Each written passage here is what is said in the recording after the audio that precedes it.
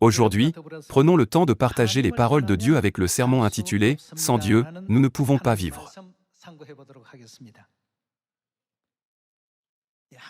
Dans la Genèse, nous pouvons voir comment Dieu a créé le monde. Examinons de près quelques points distinctifs.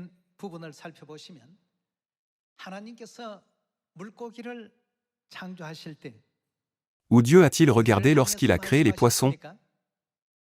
Dieu a dit que les eaux produisent en abondance des poissons et des animaux vivants. Au commencement, lorsque Dieu a créé les poissons, il a dit ces paroles à l'eau. Qu'en est-il lorsqu'il a créé les arbres? Où a-t-il regardé? Il a parlé à la terre. Que la terre produise des arbres fruitiers donnant du fruit.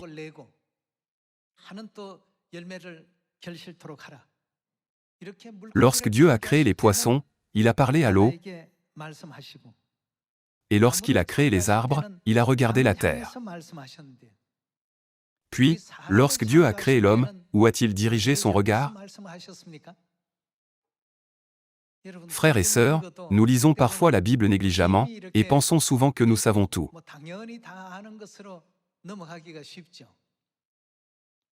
Lorsque Dieu a créé l'homme, qui a-t-il regardé?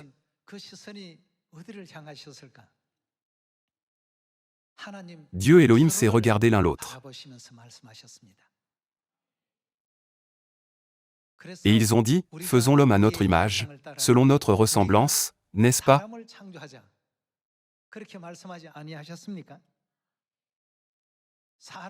En créant l'homme, ils se sont regardés l'un l'autre, sans regarder la terre ou l'eau.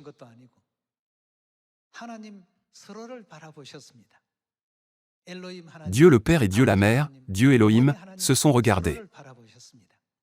Frères et sœurs, cela a une signification importante ici. Lorsque Dieu a créé les poissons, il a regardé l'eau de la mer, et lui a parlé. Si un poisson sortait de l'eau, quel en serait le résultat? Le poisson serait destiné à mourir. Dieu a créé des environnements adaptés aux créatures aux endroits où il a dirigé son regard. Qu'arriverait-il à un arbre s'il était déraciné et quittait finalement la terre?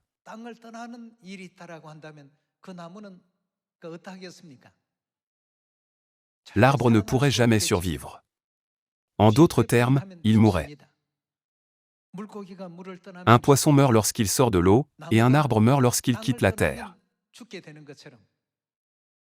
Si nous réfléchissons à cette question, où Dieu a-t-il regardé et qu'a-t-il dit? Nous pouvons comprendre que lors de la création de l'homme, Dieu Elohim s'est regardé. Dieu a dit, créons l'homme à notre image, et il a créé l'homme et la femme. Veuillez vous souvenir de cette phrase significative, Dieu s'est regardé à ce moment-là. En créant les poissons, Dieu a regardé l'eau et a donné ses paroles. En créant les arbres, Dieu a parlé à la terre. Puis, en créant l'homme, Dieu Elohim s'est regardé l'un l'autre. Cela implique que Dieu joue pour nous le même rôle que celui de la terre pour les arbres et de l'eau pour les poissons.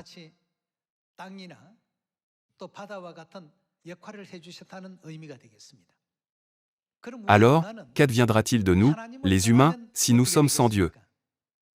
Nous ne pouvons absolument pas vivre. Un arbre ne peut pas survivre sans la terre, et un poisson ne peut pas survivre sans l'eau. C'était l'œuvre de création de Dieu au commencement. De même, l'humanité peut-elle survivre sans Dieu? Cela veut dire que l'humanité ne peut jamais vivre sans Dieu. Par conséquent, puisque la vie ne peut exister qu'avec Dieu le Père et Dieu la Mère, nous devons toujours être connectés à eux.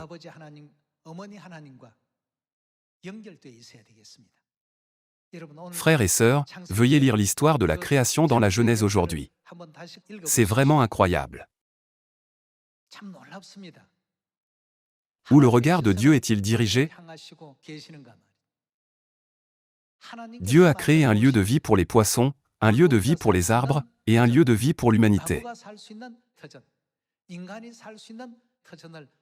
Cependant, que se passe-t-il si les créatures quittent leur lieu de vie? Un monde de mort les attend. C'est pourquoi l'humanité ne peut pas vivre sans Dieu.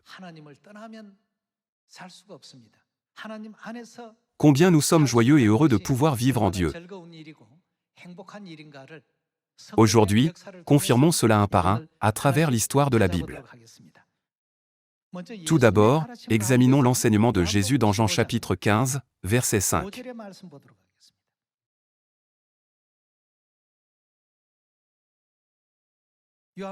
Jean chapitre 15, verset 5.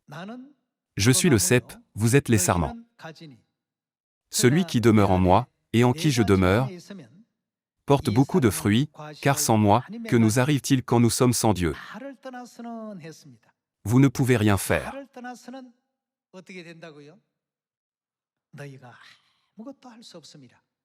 Il n'y a pas de joie dans la vie sans Dieu. Elle est vide et insignifiante. Tout est éphémère, et la joie n'est que temporaire. Même si nous atteignons ce que nous poursuivons, ce bonheur ne peut pas durer.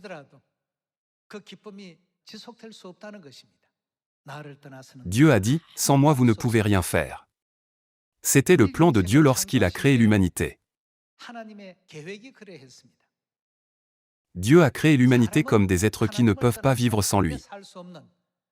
Pourtant, les gens prétendent par ignorance, Dieu n'existe pas, ou se vantent en disant des paroles inutiles telles que, au lieu de croire en Dieu, croyez en ma force. Croire en Dieu ne peut pas vous aider.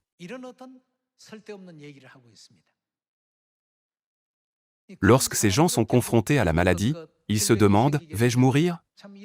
Qu'arrivera-t-il si je meurs? Où irai-je quand je mourrai? La vie n'a vraiment pas de sens. En effet, l'homme vient au monde, et le quitte les mains vides. C'est alors qu'ils réalisent à quel point leurs pensées sont insensées. Il n'y a ni espoir, ni joie, ni raison d'être dans une vie sans Dieu. Concernant ce principe, Jésus a dit, « Sans moi vous ne pouvez rien faire ». En fin de compte, quitter Jésus signifie, quitter Dieu, et quitter Dieu, est la même situation où un poisson sort de l'eau. Qu'il est joyeux et heureux d'être en Dieu le Père et en Dieu la Mère. Il semble que nous n'en soyons souvent pas conscients dans notre vie quotidienne.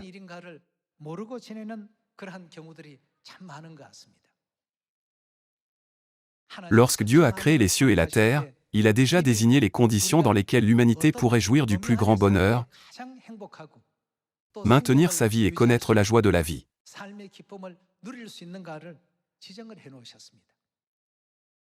Confirmons que l'humanité peut avoir les moments les plus heureux et vivre une vie pleine de gratitude lorsqu'elle est avec Dieu.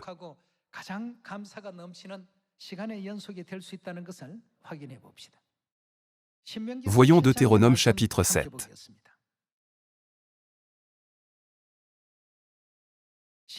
Dans Deutéronome chapitre 7, verset 4, il est écrit « Car ils détourneraient de moi tes fils, qui serviraient d'autres dieux, et la colère de l'Éternel s'enflammerait contre vous, il te détruirait promptement. »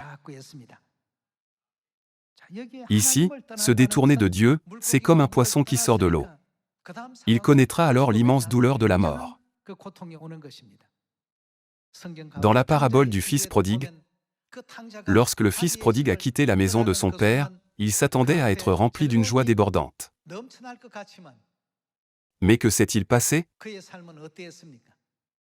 C'est comme lorsqu'un poisson sort de l'eau. La douleur l'a suivi. Il voulait se rassasier des carouges que les pourceaux mangeaient, mais même cela n'était pas autorisé.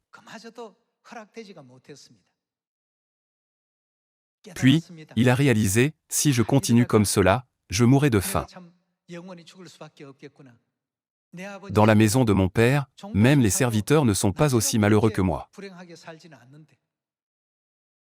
Quand il est parti, c'était comme aller vers la mort. Mais qu'a-t-il ressenti à son retour? Supposons qu'un poisson sort de l'eau pendant un certain temps et y retourne. Il réalisera que l'eau est le meilleur endroit. À quel point sera-t-il heureux? À quel point cette vie sera-t-elle joyeuse? Frères et sœurs, lorsque nous regardons attentivement la providence de Dieu qui a créé les cieux et la terre, nous pouvons pleinement comprendre quel type de vie nous apporte le plus de bonheur, n'est-ce pas? Ainsi, dans Deutéronome chapitre 7 verset 4, il est écrit: « Celui qui se détourne de Dieu sera détruit à la fin. » Voyons Juge chapitre 16 comme exemple. Dans Juge chapitre 16, l'histoire de Samson et de Delilah est écrite.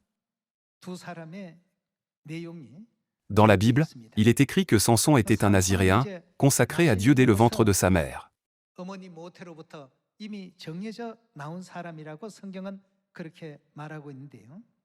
Cependant, il a été séduit par une belle femme nommée Delilah, et a fini par violer les commandements de Dieu en tant que Naziréen.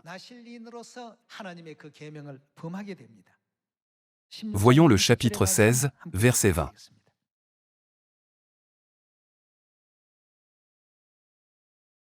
Elle dit alors: « Les Philistins sont sur toi, Samson. » Les Philistins ont conçu un plan avec Delilah en disant: «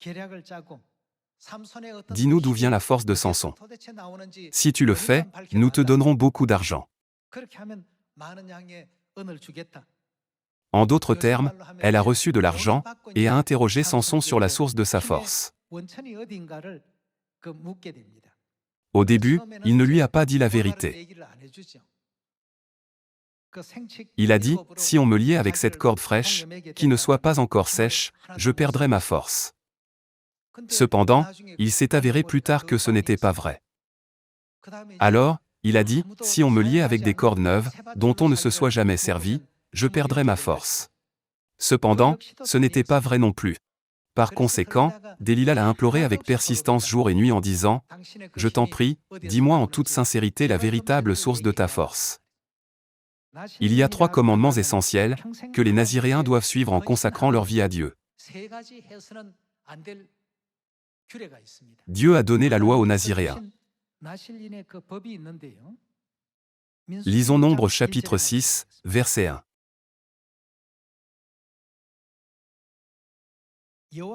L'Éternel parla à Moïse, et dit: « Parle aux enfants d'Israël, et tu leur diras: lorsqu'un homme ou une femme se séparera des autres en faisant vœu de naziréat, pour se consacrer à l'Éternel, il s'abstiendra de vin et de boissons enivrantes. »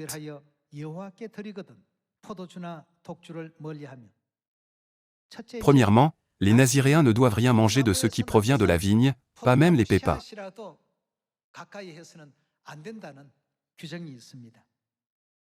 Deuxièmement, les Naziréens ne doivent pas s'approcher d'une personne morte.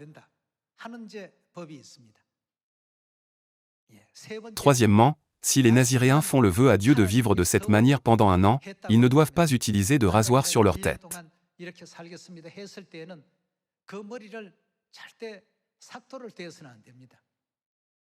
Cela signifie qu'ils ne doivent pas se couper les cheveux. Samson était un Naziréen qui a consacré toute sa vie à Dieu. Cependant, il a dit le secret à Delilah. Puis, elle a rasé ses cheveux pendant qu'il dormait. Puisque Samson a désobéi à la loi des Naziréens, il est écrit que l'Esprit de Dieu s'est retiré de lui. Revenons au livre des Juges chapitre 16. Comprenons la règle de la loi des Naziréens dans l'Ancien Testament, et lisons de nouveau cette scène. Samson en est venu à violer la loi de Dieu, en disant à Delilah la source de sa force. En conséquence, ses yeux ont été crevés. Lorsque Dieu a quitté Samson, tout est devenu douloureux. L'histoire de Samson nous enseigne une telle leçon. Passons au chapitre 16, verset 20. Verset 20. Elle dit alors: « Les Philistins sont sur toi, Samson. » Et il se réveilla de son sommeil, et dit: « Je m'en tirerai comme les autres fois, et je me dégagerai. » Il ne savait pas. Qu'est-ce qu'il ne savait pas? Samson ne savait pas que l'Éternel s'était retiré de lui. Lorsqu'un poisson est dans l'eau, il est fort, il est rapide et il a les conditions et l'environnement idéaux pour faire tout ce qu'il désire.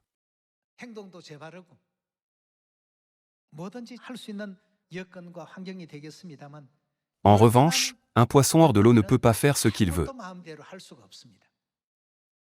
Il a besoin de respirer par ses branchies, mais il est incapable de survivre dans un espace où il est nécessaire de respirer de l'air par les poumons. De même, Samson a frappé des milliers de Philistins avec une mâchoire d'âne.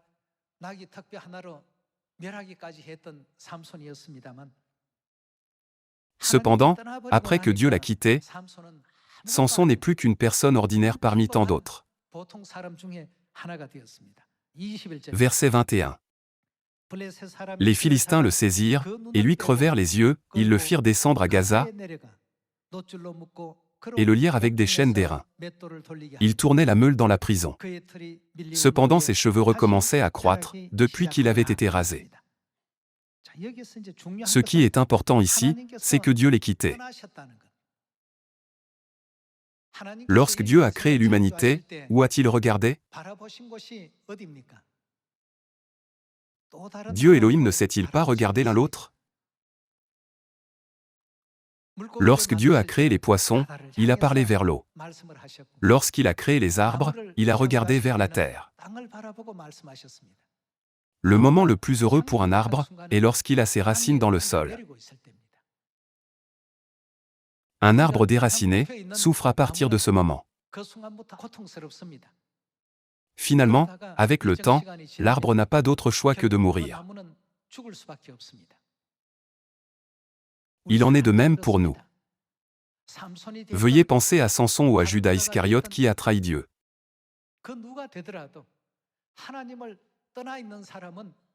Quiconque est sans Dieu est comme un poisson qui sort de l'eau. Il peut respirer un instant, mais cela ne peut pas durer longtemps. La douleur deviendra de pire en pire. Frères et sœurs, lorsque Dieu nous a créés, Père a regardé Mère, et Mère a regardé Père, et ils ont dit, faisons l'homme à notre image.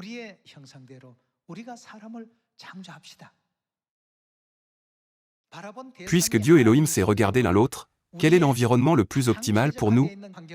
C'est Dieu.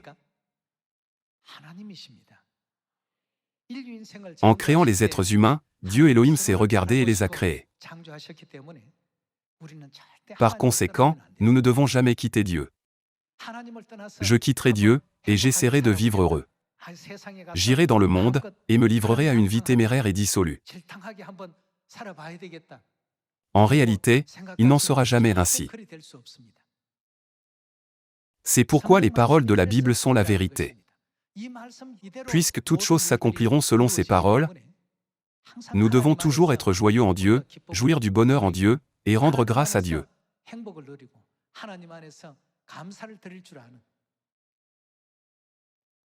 Pensez au cas de Samson, qui a été distrait par une femme. Il a révélé comment enfreindre la loi de Dieu, le rasoir n'a point passé sur ta tête. En conséquence, ses cheveux ont été rasés, et ses deux yeux ont été crevés. Il était dans un état misérable. Lorsque Dieu était avec lui, il était si puissant qu'aucun autre guerrier ne pouvait lui résister. Cependant, que s'est-il passé lorsque l'Esprit de Dieu s'est retiré de lui? Il est devenu comme rien. Nous devons rester en Dieu. Réalisons que le moment où nous pouvons demeurer dans les commandements et les enseignements de Dieu, et en Dieu lui-même est le moment le plus béni pour nous tous.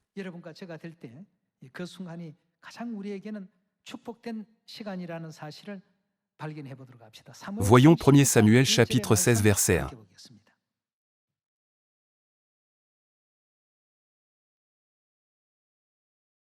Dans 1 Samuel chapitre 16 verset 1, il est écrit: L'Éternel dit à Samuel, quand cesseras-tu de pleurer sur Saül? Qu'est-ce que Dieu a fait? Dieu a rejeté Saül. Cela ne signifie-t-il pas que Dieu l'a quitté? La relation de Saül avec Dieu était déjà rompue.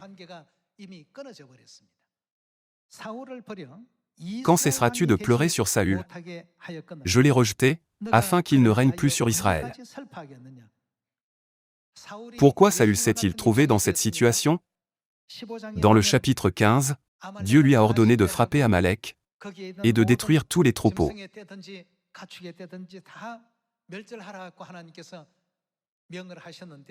Cependant, il n'a accompli que la moitié de la volonté de Dieu et a désobéi à l'autre moitié selon ses propres pensées.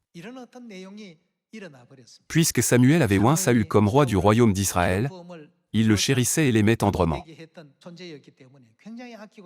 Par conséquent, Samuel a dit, « Pourquoi n'as-tu pas obéi à Dieu ?» Il a dit cela avec un cœur très triste. Allons au chapitre 16, verset 14. Dans le verset 14, il est écrit, « L'Esprit de l'Éternel, qu'est-ce qu'il fit? Il se retira de Saül. Que s'est-il passé ensuite, qui fut agité par un mauvais esprit venant de l'Éternel? » Chaque nuit, il était tourmenté par de mauvais esprits et ne pouvait pas contrôler son esprit.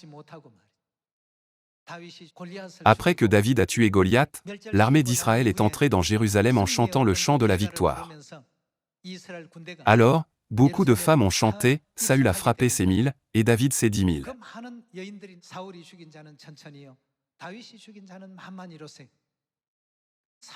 Comme David était plus loué et admiré que Saül, Saül a commencé à mépriser David.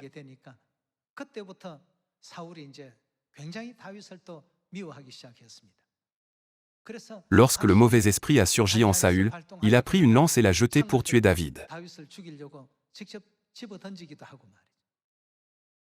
Nous pouvons voir la vie vraiment inhabituelle de Saül dans 1 Samuel.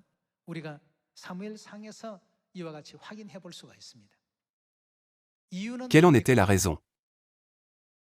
Qu'est-ce que l'Esprit de Dieu a fait? Il est écrit que l'Esprit s'est retiré de lui. C'est la même situation où le poisson sort de l'eau. Une fois qu'un poisson sort de l'eau, il ne peut plus se contrôler. Saül était un roi fidèle à Dieu. Cependant, après avoir vécu longtemps en tant que roi, il est devenu arrogant. Au lieu d'exécuter fidèlement l'ordre de Dieu, il s'est servi du peuple comme d'une excuse et a suivi ses propres idées. Il a en partie obéi à Dieu et s'est en partie appuyé sur ses propres pensées. Finalement, c'est la désobéissance. Par conséquent, l'Esprit de Dieu ne pouvait plus être avec Saül et s'est retiré de lui. Ce n'est pas que Dieu ait quitté Saül. Il vaudrait mieux dire que Saül s'est détourné de Dieu. En conséquence, il en est venu à désobéir à la parole de Dieu. Après cela, Saül a traversé de nombreuses années douloureuses. Il souffrait de l'angoisse mentale, de la douleur de la jalousie, de l'infériorité à cause de David, et du tourment d'être constamment harcelé par de mauvais esprits. Finalement, dans le chapitre 31, lui et ses fils ont trouvé la mort dans la bataille contre les Philistins. Passons à 1 Samuel chapitre 31. Chapitre 31 verset 1. Les Philistins livrèrent bataille à Israël, et les hommes d'Israël prirent la fuite devant les Philistins et tombèrent morts sur la montagne de Gilboa. Les Philistins poursuivirent Saül et ses fils, et tuèrent Jonathan, Abinadab et Malchishua, fils de Saül. L'effort du combat porta sur Saül, les archers l'atteignirent, et le blessèrent grièvement. Saül dit alors à celui qui portait ses armes, « Tire ton épée, et transperce-moi, de peur que ces incirconcis ne viennent me percer, et me faire subir leurs outrages. » Celui qui portait ses armes ne voulut pas, car il était saisi de crainte. Et Saül prit son épée, et se jeta dessus. Celui qui portait les armes de Saül, le voyant mort, se jeta aussi sur son épée, et mourut avec lui. En tant que premier roi d'Israël, il aurait pu être considéré comme remarquable, mais il a commencé à désobéir, et est devenu orgueilleux en s'élevant. Tout le peuple et tous les chefs de l'armée suivaient fidèlement ses ordres.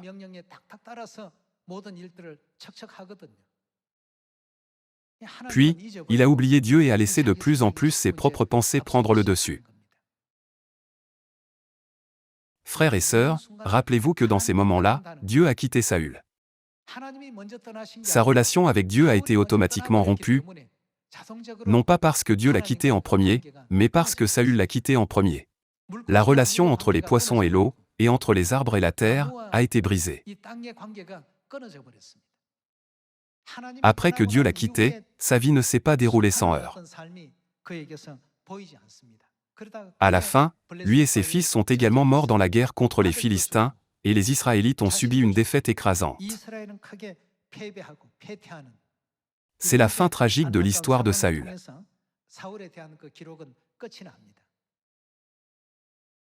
Pourquoi toute cette histoire du passé a-t-elle été écrite dans la Bible? C'est une ombre qui a été écrite pour notre instruction. Vous ne devez donc pas devenir comme eux. Ne vous laissez pas induire en erreur par ces exemples erronés, et ne tombez pas dans l'erreur. Vous ne devez jamais quitter Dieu. Frères et sœurs, au temps de l'Église primitive, pendant la cérémonie du lavement des pieds qui avait une grande signification, Pierre a dit, « Maître, tu ne me laveras jamais les pieds. C'est moi qui devrais te laver les pieds. Comment oserais-je te demander, à toi, Dieu le Créateur, de me laver les pieds? Je ne pourrai jamais le faire. » Jésus a répondu, « Pierre, vraiment?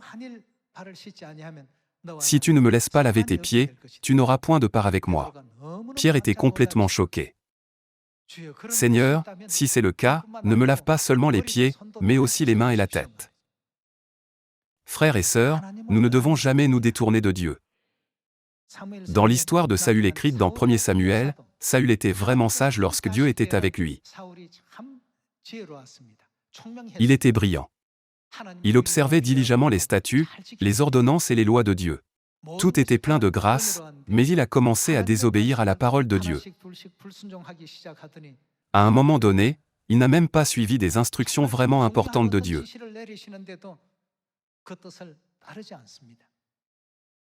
Finalement, comme Saül s'est détourné de Dieu, la Bible nous dit qu'il a continuellement connu la douleur et la souffrance.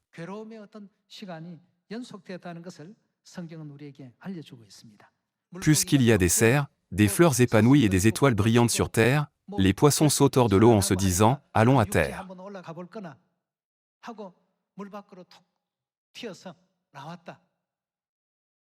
À partir de ce moment, ils ressentent de la douleur. Ils souffrent jusqu'au moment de la mort. Lorsque Dieu nous ordonne « Ne me quittez jamais », ce n'est pas parce qu'il veut nous traiter comme des serviteurs. Comme je vous l'ai dit aujourd'hui, ce principe est contenu dans la providence de la création. C'est en Dieu que nous sommes les plus heureux. Nous ne devons jamais nous détourner de Dieu. Nous ne devons jamais quitter notre Père et notre Mère. Continuons avec Deutéronome chapitre 13. Dans le chapitre 13, verset 1, il est écrit « S'il s'élève au milieu de toi un prophète ou un songeur qui t'annonce un signe ou un prodige, et qu'il y ait accomplissement du signe ou du prodige dont il t'a parlé en disant « Allons après d'autres dieux, des dieux que tu ne connais point, et servons-les. » Tu n'écouteras pas les paroles de ce prophète ou de ce songeur, car c'est l'Éternel, votre Dieu, qui vous met à l'épreuve pour savoir si vous aimez l'Éternel, votre Dieu, de tout votre cœur et de toute votre âme. Vous irez après l'Éternel, votre Dieu, et vous le craindrez, vous observerez ses commandements, vous obéirez à sa voix, vous le servirez, et vous vous attacherez à lui. Ce prophète ou ce songeur sera puni de mort. Au temps de l'Ancien Testament, Dieu a même donné un ordre aussi strict. Voyons-en la raison. Il sera puni de mort, car il a parlé, de quoi a-t-il parlé? De révolte contre l'Éternel, votre Dieu, qui vous a fait sortir du pays d'Égypte, et vous a délivré de la maison de servitude. Ici, que signifie parler de révolte contre Dieu? Il nous fait quitter Dieu. En d'autres termes, il nous sépare de Dieu. Si nous nous séparons de Dieu, qu'arrivera-t-il à nous et à notre vie?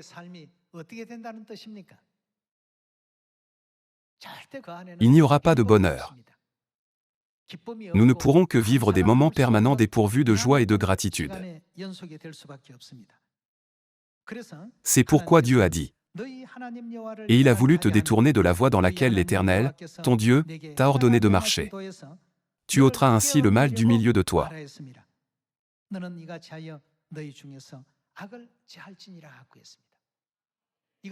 C'est un péché extrêmement grave que d'éloigner les autres de Dieu.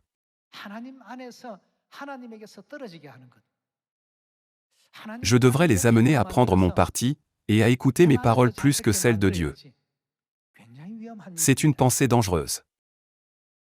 Si nous aimons nos frères et sœurs de Sion, où devons-nous toujours les faire demeurer? Quel est le meilleur endroit pour nous? Supposons que vous ayez votre poisson bien-aimé. Même si vous voulez jouer avec lui hors de l'eau, le sortiriez-vous?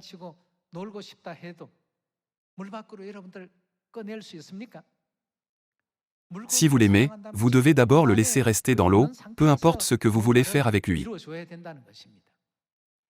De la même manière, nous devons laisser tous les membres de notre famille céleste de Sion toujours regarder Dieu.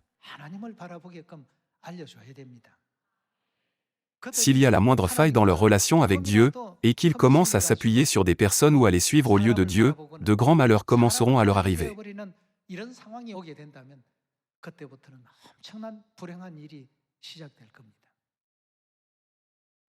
Nous sommes créés pour être les plus heureux lorsque notre vie est en Dieu qui est la source de la vie.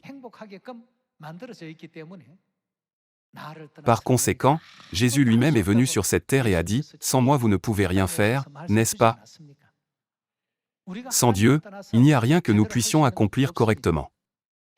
Le vrai bonheur ne viendra jamais à nous. » C'est pourquoi dans Deutéronome chapitre 13, il est écrit que nous devons rejeter sans pitié le prophète qui essaie de nous détourner de Dieu, et l'ôter du milieu de nous.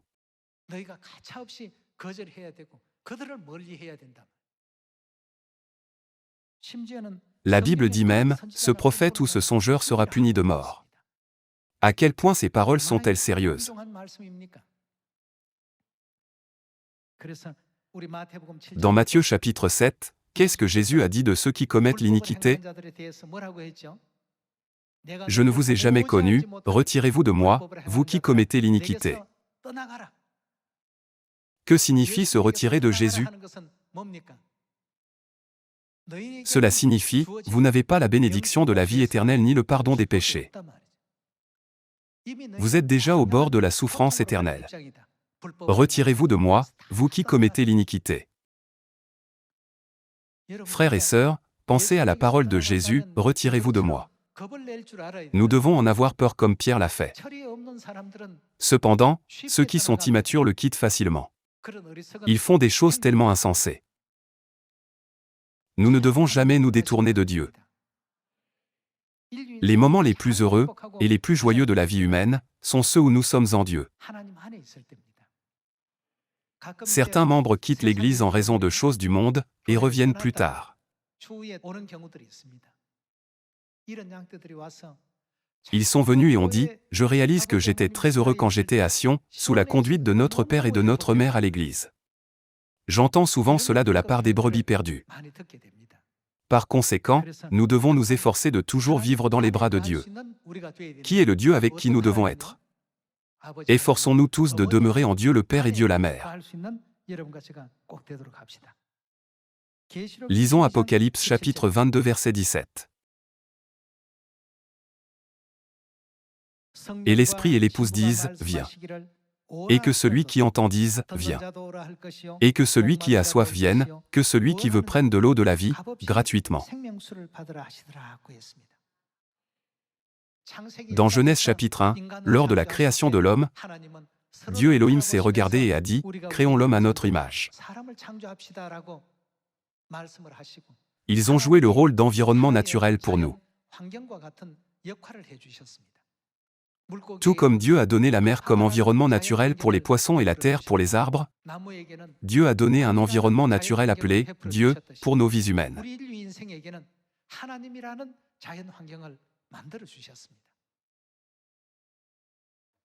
Alors, que dit Apocalypse chapitre 22, verset 17, la conclusion de la Bible? Il est écrit que tous les êtres humains doivent venir à l'Esprit et à l'épouse. Tout au long de leur vie, ils cherchent et demandent, y a-t-il plus de sagesse dans le monde, ou y a-t-il plus de connaissances, ou y a-t-il un plus grand bonheur, ou y a-t-il une plus grande joie et un plus grand plaisir?